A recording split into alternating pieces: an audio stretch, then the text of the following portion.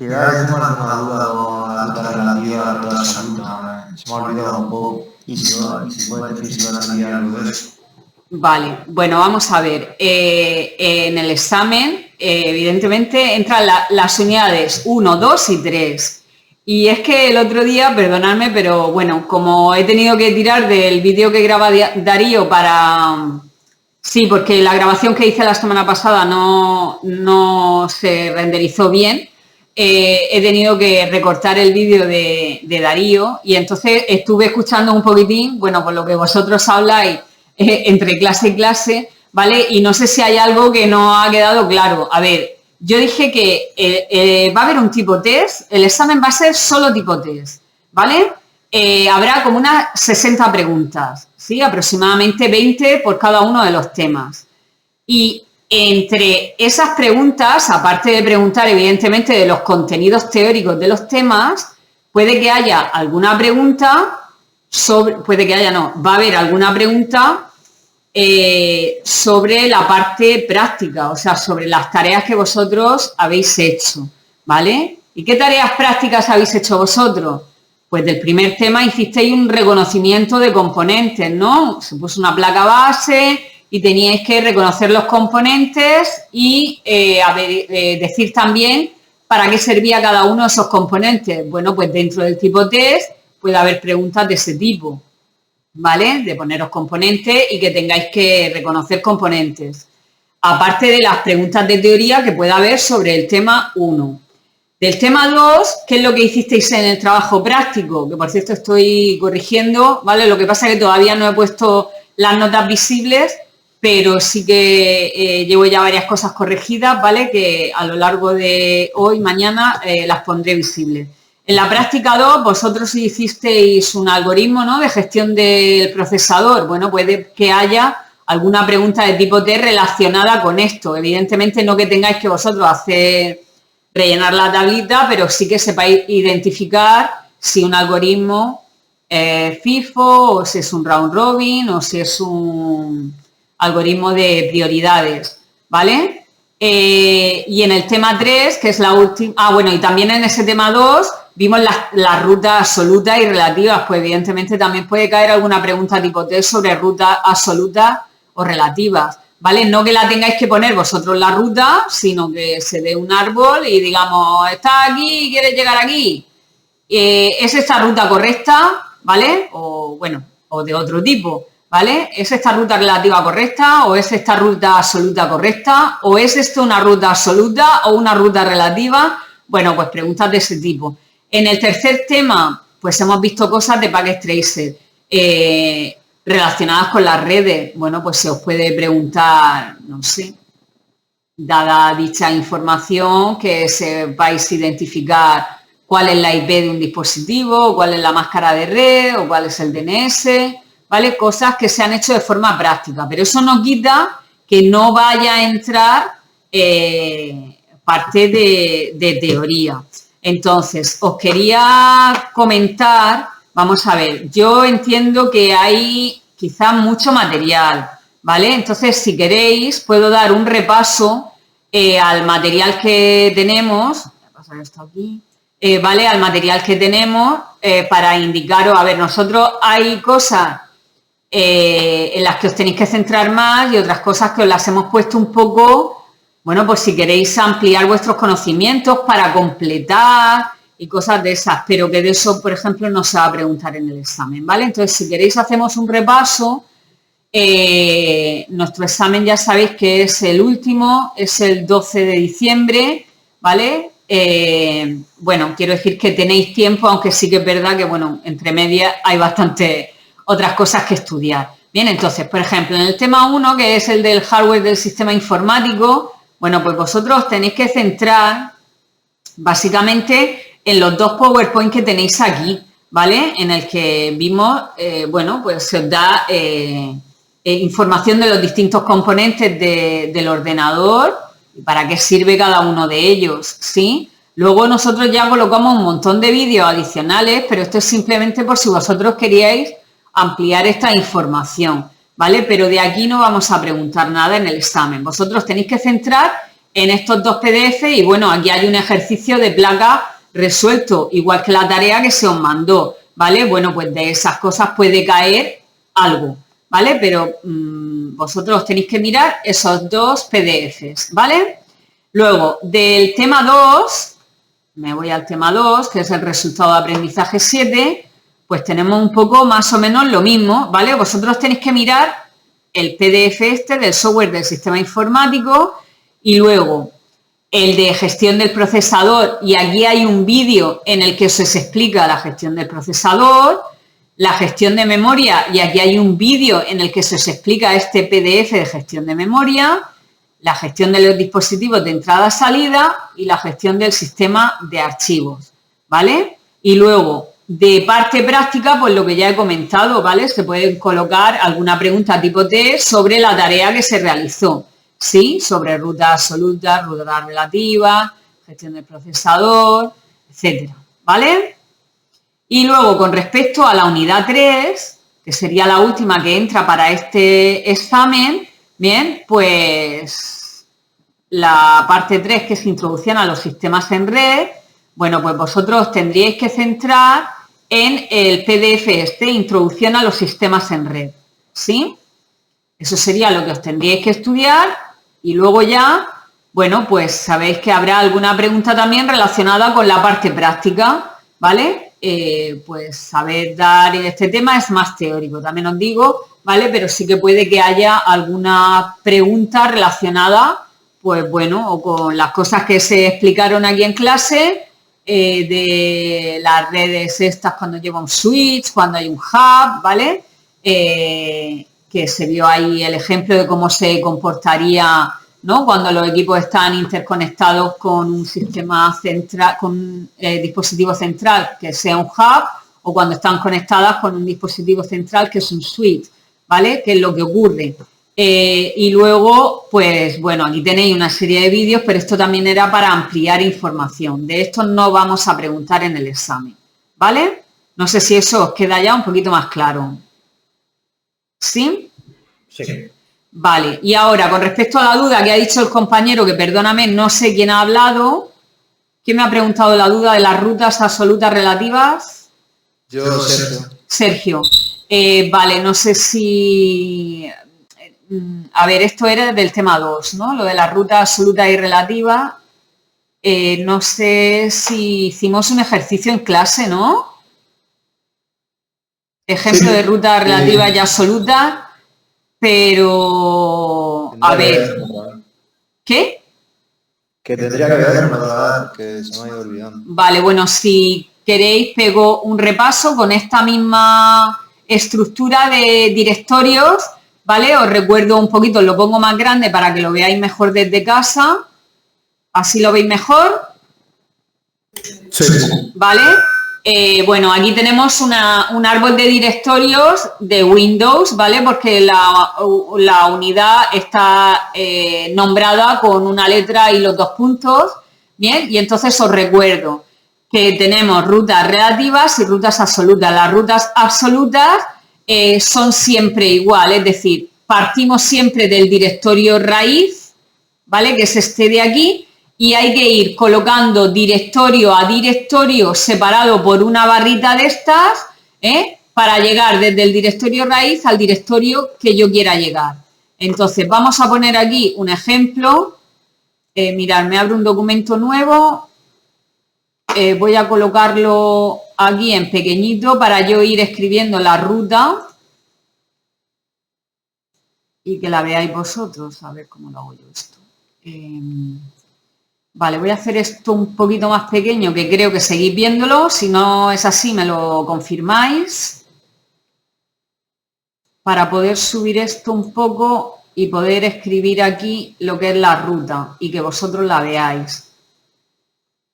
¿Vale? Ahí.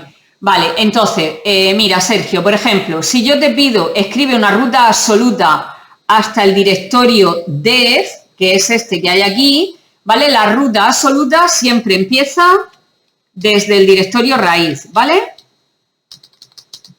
Con lo cual, la ruta absoluta hasta el directorio dev sería la siguiente. La voy a poner aquí en la misma línea, ¿vale? C, dos puntos, contra barra, que es el directorio raíz, ¿vale? Barra módula, perdón. Aunque bueno, en Windows no hay diferencia entre mayúscula y minúscula, ¿vale? Luego sería ¿qué? Aplicación barra def. Yo creo que la ruta absoluta no tiene problema porque es siempre igual, ¿vale? Pongo otro ejemplo y ya me paso a la otra que es la más complicada. Vale, vamos a poner ahora la ruta hasta services, ¿vale? Que está aquí. ¿Bien? Venga, pues empezaría igual, si es que es igual, desde el directorio raíz, ¿vale? Hay que poner el nombre de la unidad, importante, ¿vale?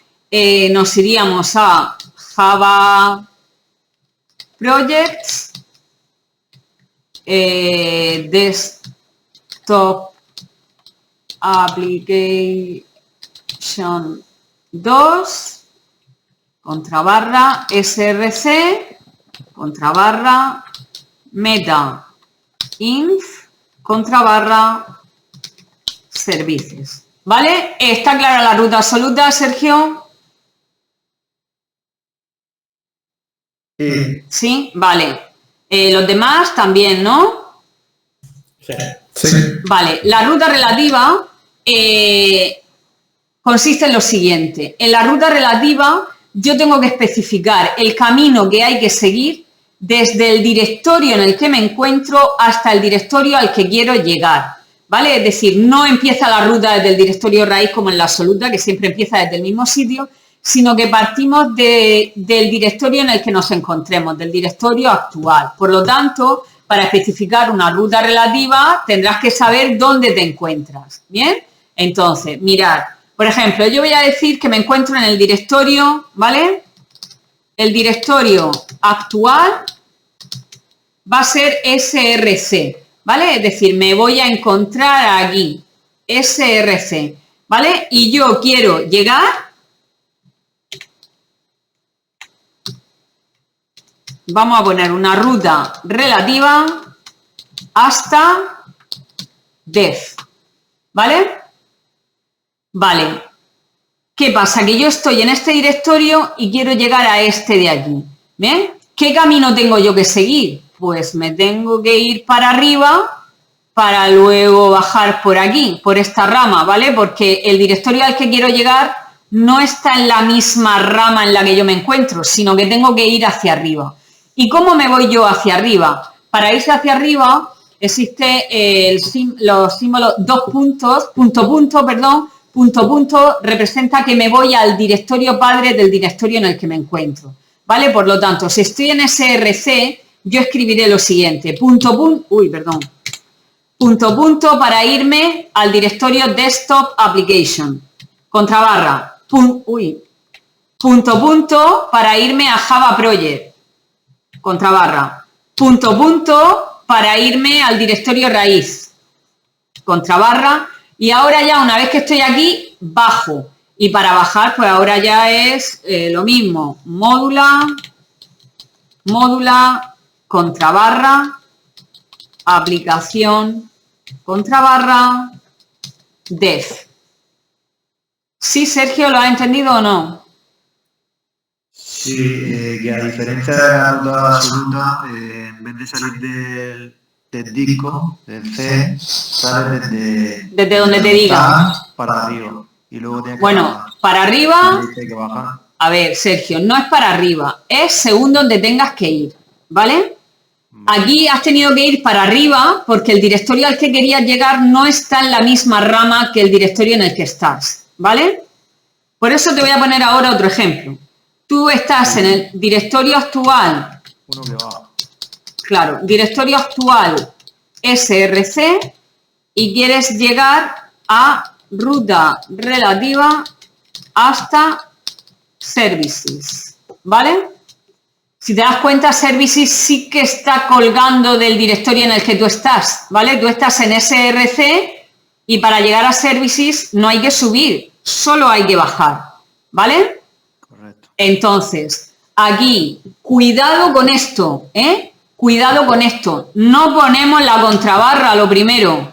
No, porque si no, se piensa que donde te quiere ir es al directorio raíz. No. Se pone el directorio siguiente, ponemos, aquí hay dos opciones, o ponemos punto, que significa el directorio en el que me encuentro, barra, y ahora meta.inf barra y el directorio destino, que es este, o también podría haber puesto esto, meta.inf services, ¿vale? Pero nunca, nunca, nunca podría haber puesto, bueno, poderlo sí, pero que está mal también. Nunca podría haber puesto esto, ¿vale? Eso daría error, porque esto lo que haría sería buscar un directorio meta.inf colgando del directorio raíz, ¿vale? Y hay que llevar cuidado con eso, ¿sí? ¿Lo entiendes ahora, Sergio? Sí, sí, mucho mejor. Vale, de todas maneras, bueno, mírate este ejercicio resuelto que está puesto en el aula, ¿vale? Y en el que teníamos, bueno, pues más ejemplos, ¿vale? De ruta relativa. Aquí te dice en qué directorio estás y a cuál quieres llegar, ¿vale? Y aquí también. Todos los ejemplos que hay aquí puestos son de rutas relativas, ¿sí? Que es lo más complicado, ¿de acuerdo? Vale, ¿tenéis alguna duda más?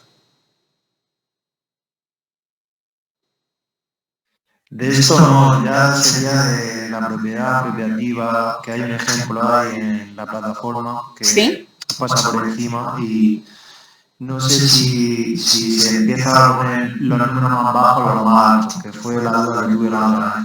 Pero al final te lo dice como tú me dijiste. Vamos a ver, la prioridad, los algoritmos de gestión del procesador por prioridad, ¿vale? El orden de, vosotros lo que tenéis que tener claro, tanto si es apropiativo como no apropiativo, que entran por orden de prioridad, no ni por orden de llegada, ni porque sea uno más largo y otro más corto. ¿Cómo se establece la prioridad? Normalmente, a menos que digamos lo contrario, es el numerito más bajo es la prioridad la más alta, ¿vale? Es decir, el 1 es la prioridad más alta, ¿bien? Vale. De hecho, en el enunciado quedó especificado así, número más bajo, prioridad más alta, con lo cual entraría primero el que tenga el numerito más bajo, ¿sí? Y luego ya que sea apropiativo o no apropiativo, pues eso ya a lo que afecta es a que si es no apropiativo, una vez que el proceso entra al procesador, no lo saca nadie, ni aunque llegue un proceso con más prioridad que él, y si el algoritmo es apropiativo, sí lo pueden echar, porque puede llegar otro proceso con más prioridad del que esté dentro y se apropie de él, ¿vale? ¿Sí? Vale, es que hay un ejemplo, un PDF ahí en donde está ese apartado, ese tema, y conlleva un poco al lío. ¿Sí? Si te da, es que no sé qué tema es. Gestión del procesador. Ahí Gestión del procesador. de gestión del procesador, no, ese no. Algoritmo de planificación material adicional. A lo mejor está aquí, a lo mejor está aquí. Vale, este es el FIFO, el round robin, es El último. será el último. Vale, bueno, pero lo especifica. Quiero decir, el 1 es la prioridad mínima, el 3 es la prioridad máxima. ¿Vale? A ver, yo quiero decir, lo indicaríamos, ¿vale? Lo normal es que sea justo al revés. De hecho, nosotros en los ejercicios lo pedimos al revés y a lo mejor eso os indujo a error, porque aquí en el ejercicio estaba puesto justo al contrario, que el 1 era la prioridad más baja y el 3 la prioridad más alta. ¿Vale? Y en los ejercicios que tenía, en la tarea que había que resolver, fue justo al contrario, pero se indicaba, el 1 es la prioridad más alta ¿vale? Sí, sí. Piedad, sí. Yo pensaba que lo había hecho mal, pero luego me fijé que lo tenía ahí. Ah, vale. Con la prioridad más alta, el número más bajo. Vale. Bueno, ¿tenéis alguna pregunta más?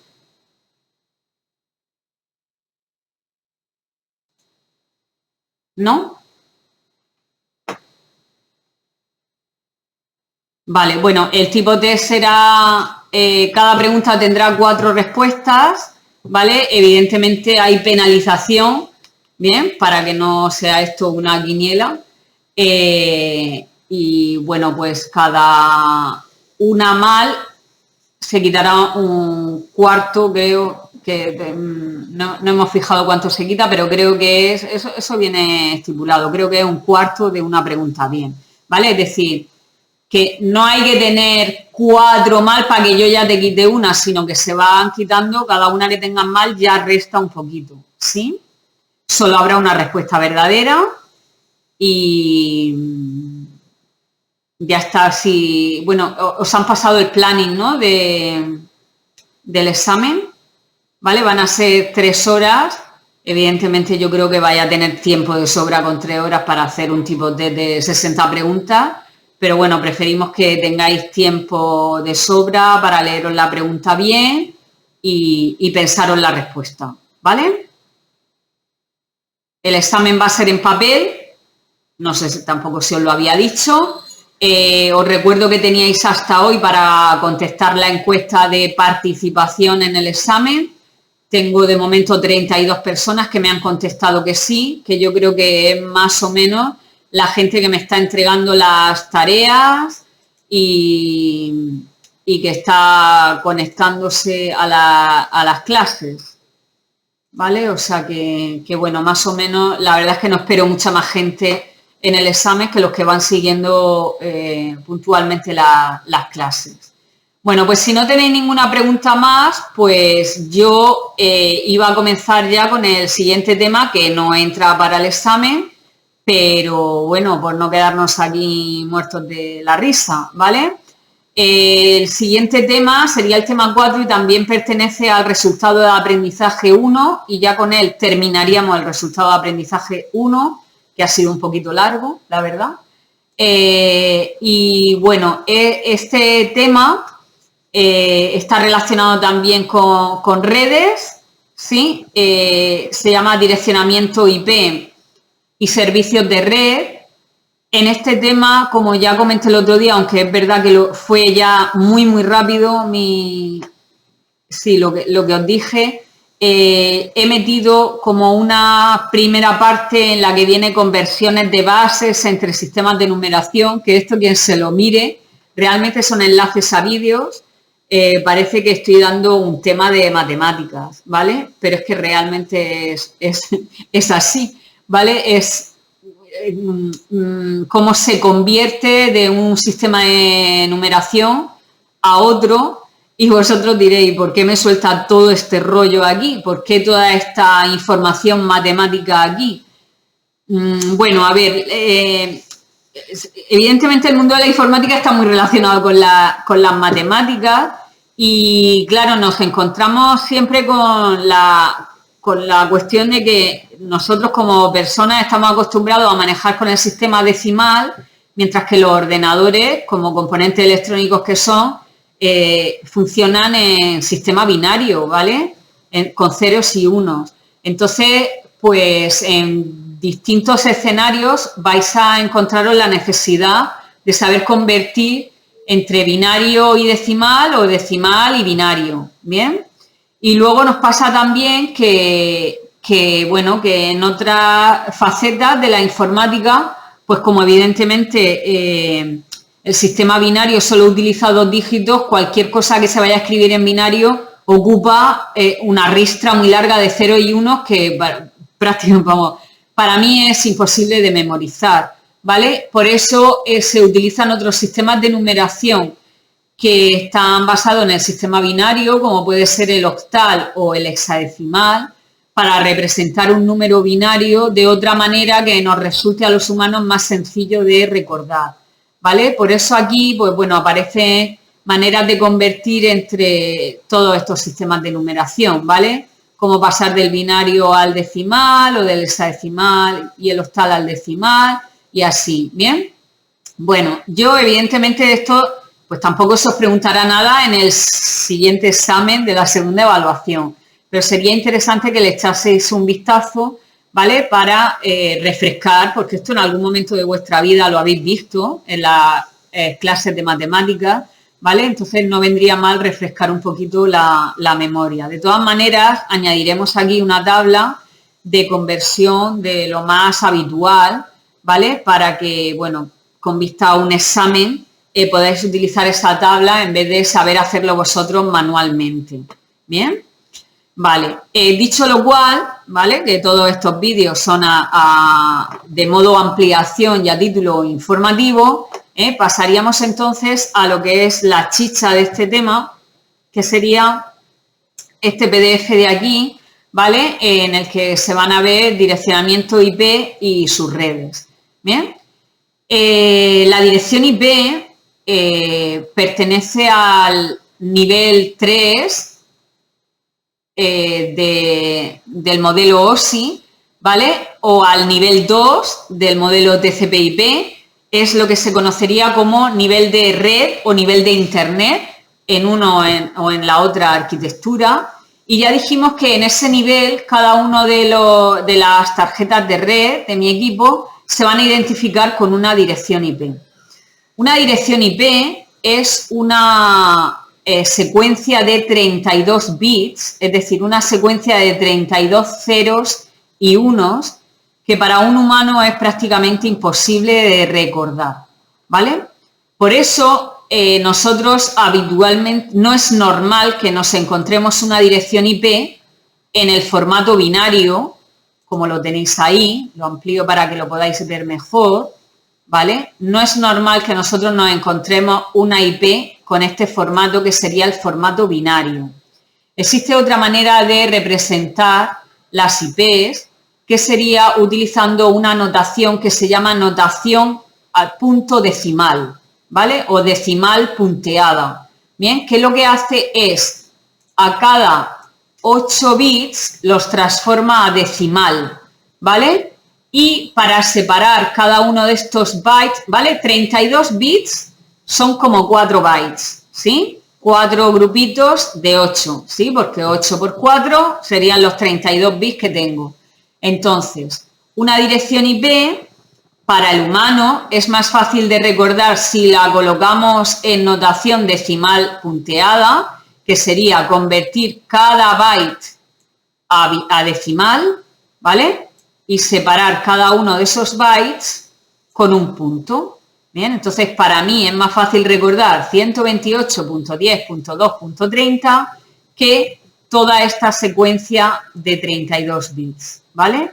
Por eso también cuando yo estoy metiendo la dirección IP a un equipo, cuando le estoy asignando la dirección IP a un equipo, que lo puedo hacer o bien de forma manual o bien de forma automática y que sea el propio servidor de HCP el que me asigne a mí una IP, el formato que se utiliza es este de aquí, ¿vale? El de la notación decimal punteada, ¿sí? Vale. Entonces, sí. Uy, sí. ¿Esto tiene algo que ver con subnetting o...?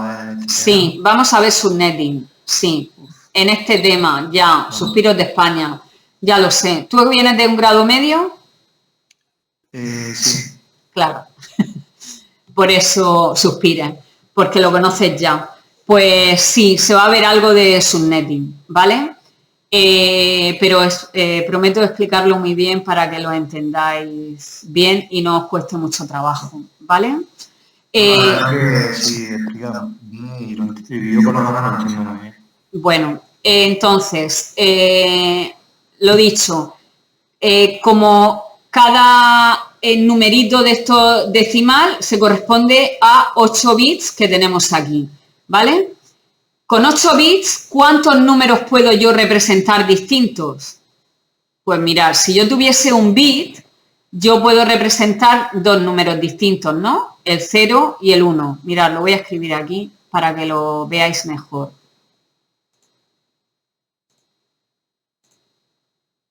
Aquí, si yo tengo un bit, ¿lo veis bien desde casa? Sí. Yo los símbolos que puedo representar son un 0 y un 1, ¿no? Es decir, que con un solo bit yo puedo tener dos valores. Si tengo 2 bits, a lo mejor esto lo habéis visto ya en alguna otra asignatura, ¿vale? ¿Qué valores puedo yo representar? El 00, me voy a venir aquí abajo, uy, el 01, ¿vale? Pues estoy escribiendo, a ver, espera, lo voy a poner, es que si no se va a quedar muy feo. Vale, el 00, el 01, el 10, vaya, el 10 y el 11, ¿sí? ¿Está claro? Tengo 2 bits, 2, 0 y 1, los voy a combinar y ¿cuántos valores puedo representar? 4 valores, ¿sí? ¿Me seguís o no? Sí, pero 3, ¿no? ¿Vale? Efectivamente, sí, del 0 al 3. Vale, con 3 bits yo puedo representar los siguientes valores, el 000, el 001, el 010, a ver, voy a poner el 011, el 100, el 101, el 110 y el 111. ¿Sí? Son todas las posibles combinaciones que yo puedo hacer con 3 bits, con 3 0 y 1, ¿no? Tengo 1, 2, 3, 4, 5, 6, 7 y 8. ¿Sí? Podría representar 8 valores. Vale. Ya no voy a seguir. Vamos a hacer la analogía. Si yo tengo n bits, ¿a alguien se le ocurre decirme cuántos valores puedo yo representar? Bueno, vamos a hacer una cosa. ¿Esto realmente qué es? Esto es 2 elevado a 1. ¿Vale?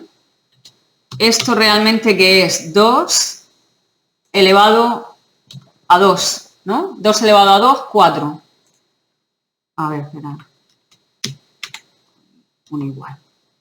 Esto de aquí viene de 2 elevado a 3. Con lo cual, si yo tengo n bits, ¿cuántos valores distintos podré representar? 2 elevado a n.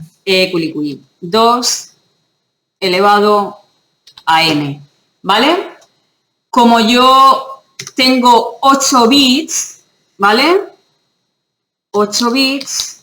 Uy, esto se ha quedado en superíndice. 8 bits tengo, ¿vale? La dirección IP hemos dicho que la íbamos a dividir en 4 octetos, ¿sí? 4 bytes y un byte son 8 bits.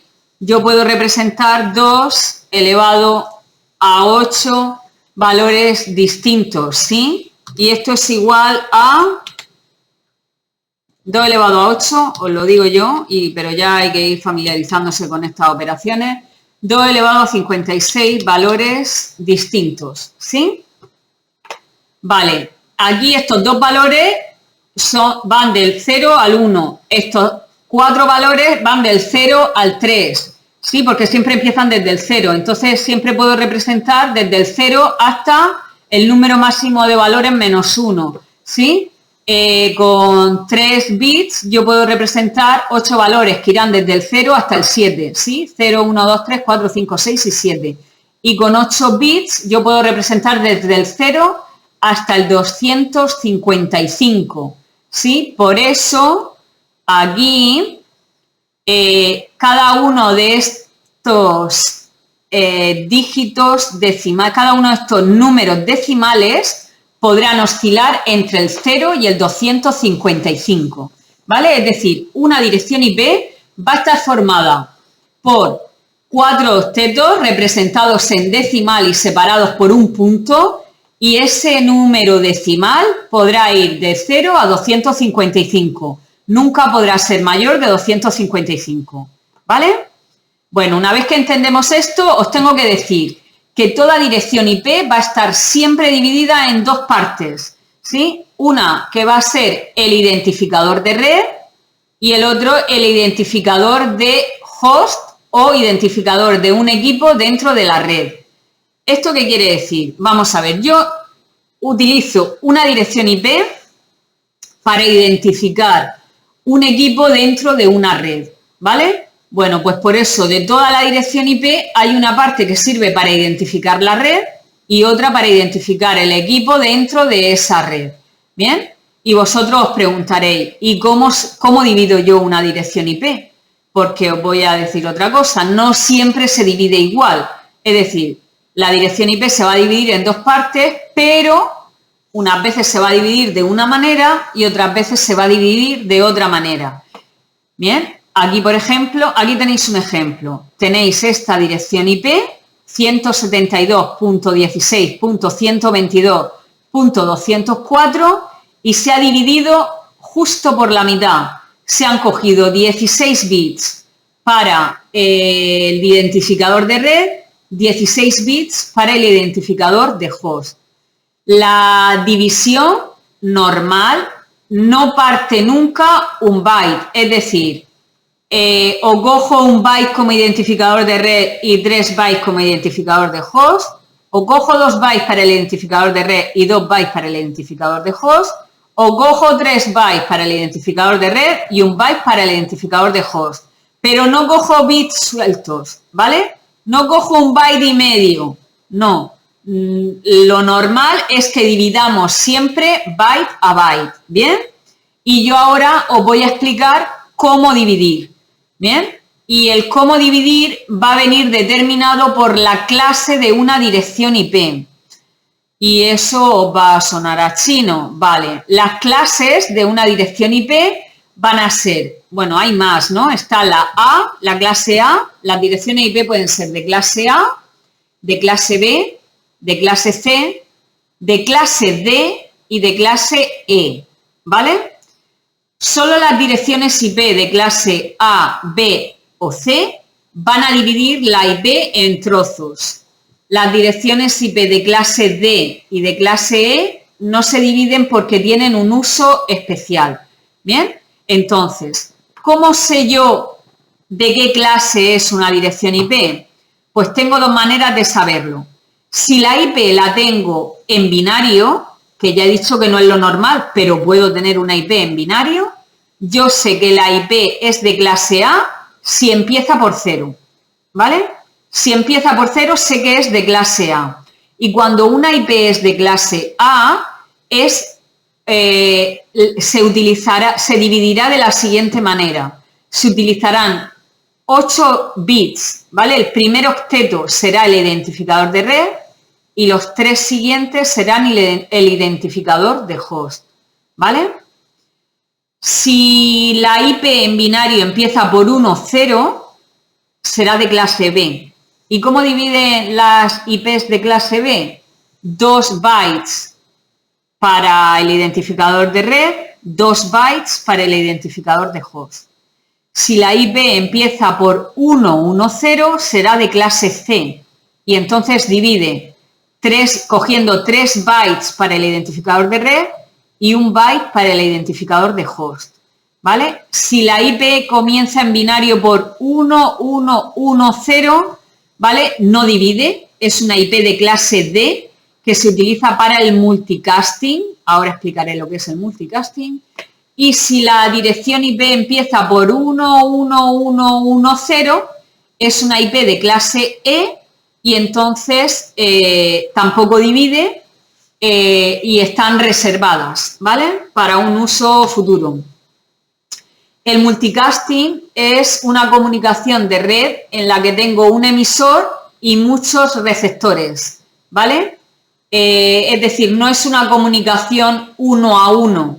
No tengo un emisor, un receptor, como puedan ser las IPs de clase A, de clase B y de clase C, identifican a una sola tarjeta, ¿vale? Y se utilizan para una conexión unicast, de 1 a 1. Mientras que las direcciones D es cuando quiero enviar un mensaje a varios dispositivos a la vez, se utiliza la dirección de multicasting, ¿vale? Bueno, nosotros nos vamos a centrar en las 3 primeras, ¿sí? Y vosotros diréis, vale, Piedad, eso está muy bien, pero tú me has dicho aquí una cosa y resulta que a mí la mayoría de las veces las IP me las voy a encontrar en la notación decimal punteada y no en la notación binaria. ¿Cómo sé yo de qué clase es? Pues mirad, las IPs que vayan de 1, ¿vale? Que su primer numerito, para saber la clase, cuando está en la notación decimal punteada, me tengo que fijar en el primer byte, ¿vale? Igual que en binario me tengo que fijar en los primeros bits del primer byte, pues para clasificar una dirección IP que está en esta notación, me tengo que fijar siempre en el primer numerito decimal, ¿vale? Y aquí hay un rango que me va a determinar en qué clase estoy. Si ese primer numerito va de 1 a 127, estoy en clase A. Si va de 128 a 191, estoy en clase B.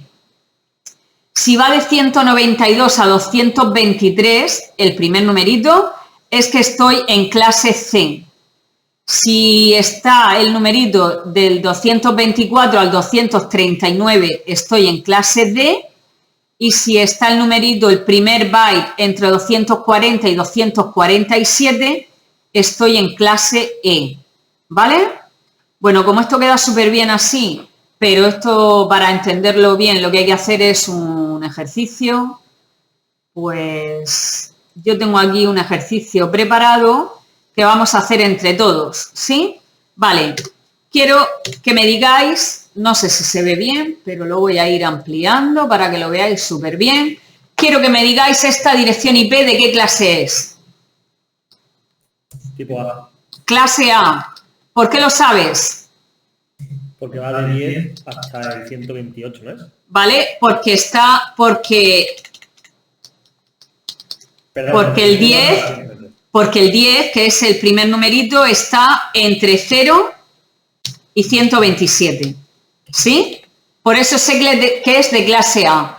¿Cómo divide la clase A? Ahora quiero que me dividáis esta IP. Hemos dicho que las IPs de clase A colocan en el identificador de host el primer byte, ¿sí? Eso sería el primer byte. Eso sería el identificador de host.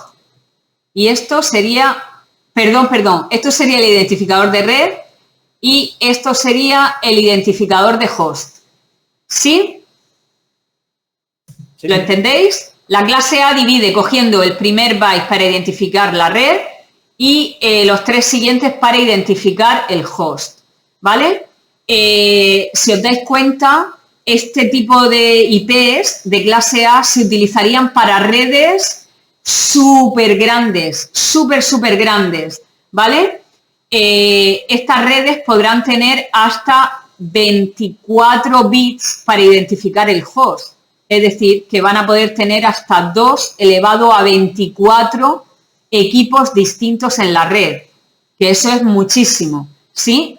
Como de estas redes no hay muchas, por eso no hace falta tener muchas bits para el identificador de red, ¿vale? Porque no va a haber muchas, ¿sí? Vale, siguiente IP. ¿Me podéis decir la clase de esta IP? B. Clase B. ¿Por qué? Entre 128 a 191. Porque 150 está entre 128 y 191. ¿Vale? Eso es el límite que establece el rango entre los que están incluidas las IPs de clase B. ¿Cómo se dividen las IPs de clase B? Venga. Para el host, no, para lo directo. 2 bytes para el identificador de red. Eso. 2 bytes para el identificador de host. ¿Sí? Con lo cual mi IP quedaría dividida así. Estas clases B, las direcciones IP de clase B se utilizan para redes intermedias, ¿vale? Utiliza 16 bits para identificar la red, es decir, puedo tener hasta 2 elevado a 16 redes distintas con 2 elevado a 16 equipos cada una de ellas, ¿sí? Siguiente dirección IP. ¿De qué clase es? Clase C. Clase C. ¿Por qué? Porque el 192 está entre... ¿Entre qué? El 191 y 223. Entre 192 y 223, ¿vale?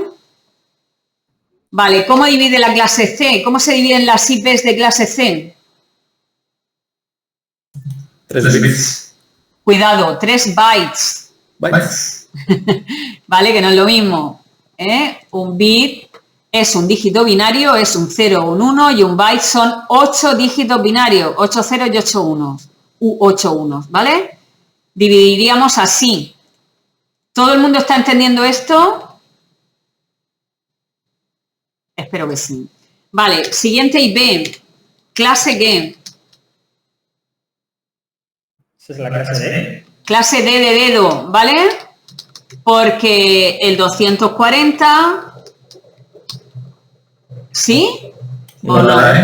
¿O es la E? A lo mejor lo he cambiado de orden para ver si estabais atentos. Venga, decidme. Sí, puede ser que sea porque está entre S. más cerca del 247, ¿no? Es E, ¿vale? Porque el 240 está entre qué? Entre 240 y 255. ¿Vale? Ese es el rango de la clase E. La clase E no divide, ¿vale? Por lo tanto, no separamos. Siguiente. ¿Qué clase es? Clase... Ese sí puede ser, ¿no? Esta sí, clase D de dedo, porque el primer byte, que es 235, está entre 224 y 239. ¿Sí? ¿Sí o sí? Vale, como es una clase D, tampoco divide. Venga, y ahora esta de premio. Tengo esta IP, que la he colocado en binario. ¿Alguien me sabe decir la clase de esa IP? Eso es clase D, ¿no? No, perdón, clase D. Venga, que hagamos sus apuestas, hagan sus apuestas. ¿Qué clase es esta?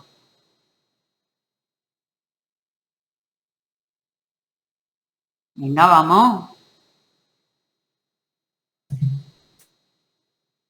Habéis dicho dos cosas, B o C. ¿Qué pensáis? ¿B o C? Hemos dicho, os recuerdo, cuando la IP está en binario, si empieza por 0, es clase A. Si empieza por 1, 0, es clase B. Si empieza por 1, 1, 0, es clase C. Con lo cual, esta es clase C, ¿vale? Porque empieza por 1, 1, 0. ¿Sí o sí? Sí. Vale, ¿cómo divide esto? ¿Cómo divido yo esto? La clase será 2 bytes. No, 3 bytes para el... Identificador de red, es decir, esto es para identificar la red y esto para identificar el host. ¿Sí? Sí. Vale. Pongo otro ejemplo en binario.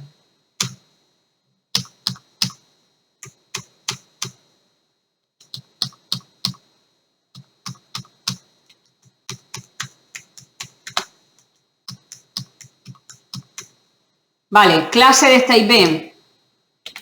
A. Clase A. Oh, A. ¿Por qué? Y empieza por C. Por 0. Efectivamente. ¿Cómo divide esto? Una red y 3 de... Un octeto de host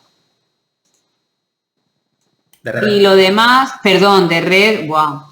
Y lo demás, identificador de host. ¿Sí? ¿Ha quedado esto más claro? ¿Sí? ¿Queda claro cómo identificar la clase de una dirección IP? Sí. Vale. Me vengo aquí. Entonces, ya sabemos clasificar las direcciones IP, pero existen una serie de direcciones IP que son especiales, ¿sí? Esas direcciones IP especiales no se pueden utilizar para identificar un equipo en la red, sino que están reservadas, tienen un uso reservado para un uso concreto, ¿vale? Entonces, las direcciones IP que son especiales, tenéis que conocerlas para no asignárselas nunca a un equipo y serían las siguientes. Yo sabré que una dirección IP es especial cuando todos los bits del identificador de host están a 0. Cuando todos los bits de un identificador de host están a 0, esa IP es una IP especial y se utiliza para nombrar una red, ¿vale? Por ejemplo, esta IP que vosotros veis aquí, 192.168.2.0. Para saber si es especial, lo primero que tengo que hacer es clasificar esa IP. ¿Esa IP de qué clase es? Clase C. De clase C, ¿vale? Porque empieza por 192. Eso quiere decir que los 3 primeros bytes son para identificar la red y el último para identificar el host. Y yo he dicho que, evidentemente, si esto está a 0, es porque todos los bits de este byte están a 0, ¿no? ¿Sí? Vale. Cuando todos los bits del identificador de host están a 0 o cuando tengo un 0 en el identificador de host, esta IP es una IP especial. No se puede asignar a un equipo en concreto porque esta IP sirve para nombrar a una red completa, que es la red 192.168.2.0. ¿Sí? Vale, os voy a poner otro ejemplo. Os voy a poner un ejemplo aquí.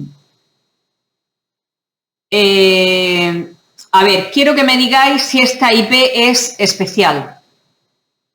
Esta primera. Para ver si es especial, primero vamos a clasificarla. ¿Me podéis decir la clase de esa IP? Clase A. ¿Clase A? ¿Por qué? Porque está entre 0 y 125. A ver. Porque 110 está entre 0 y 127. Muy bien. ¿Cómo divide esta IP? ¿Cómo divido la IP? La clase A divide primer byte como identificador de host, siguiente como identificador, primer byte para identificador de red, los 3 últimos para identificador de host. ¿Es esta dirección especial o no? ¿Tiene todo esto a 0? No. No, por lo tanto no es especial.